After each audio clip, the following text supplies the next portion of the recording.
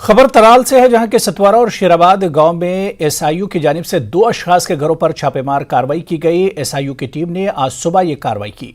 मज़कूरा अफराद के घरों की तलाशी ली गई और कुछ दस्तावेजात भी जब्त किए गए। बताया जा रहा है कि मज़कूरा अफराद मुल्क मुखालिफ तकरीबी सरगर्मियों में मुलविस हैं। छापे के दौरान एसआईयू की टीम ने मकानों की भी तलाशी। टीम के हमरा जम्मू कश्मीर पुलिस और सीआरपीएफ का अमला भी मौजूद रहा।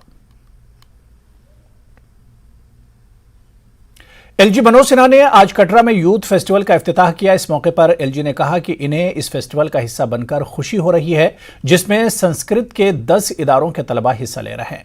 एलजी ने कहा कि जम्मू कश्मीर दुनिया के वाहिद शारदा पीठ है और ये ऋषियों का सबसे पसंदीदा मकाम रहा है। आज के दिन स्वर्गीय जगमोहन जी को मैं उनकी स्मृति को प्रणाम करता हूं, जिन्होंने एक इतिहास जम्मू कश्मीर में किया और आज वो वटवृक्ष का रूप लेता जा रहा है। पिछले 2-3 सालों में अनेक नए संसाधनों को विकसित करने का प्रयत्न हुआ है। दर्शन पूजन के लिए देश के कोने कोने से तथा बाहर से भी आने वाले श्रद्धालुओं की यात्रा कैसे सुखद हो, सुगम हो और आनंददायक हो, इसकी कोशिश की जा रही है।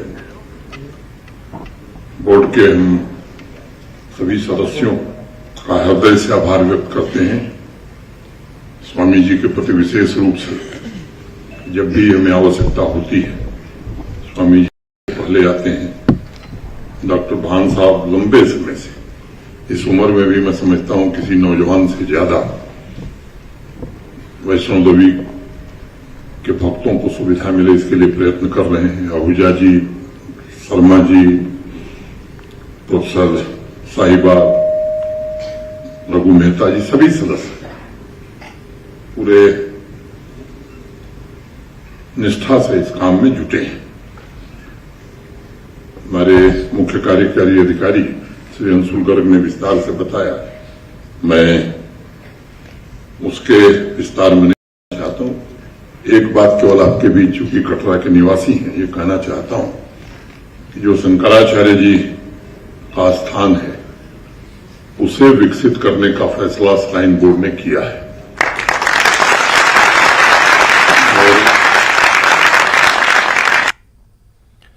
एलजी मनोज सिन्हा ने स्कॉलर्स पर जोर दिया कि वो ऐसे इकदाम करें जो संस्कृत को आम लोगों तक ले जा सकें। आज कटरा में एक तकरीब के मौके पर मीडिया नुमाइंदों से बात करते हुए एलजी ने इन ख्यालात का इजहार किया। देखिए, ये काम सरकार की बजाय संस्कृत के करेंगे तो ज्यादा बेहतर होगा। मैंने बहुत विस्तार से वो बात कही, आपको समझ में मुझे लगता है जरूर आई होगी। संस्कृत के विद्वानों से ही मेरा आग्रह है कि ये जन भाषा बने, ये बड़ा आवश्यक है।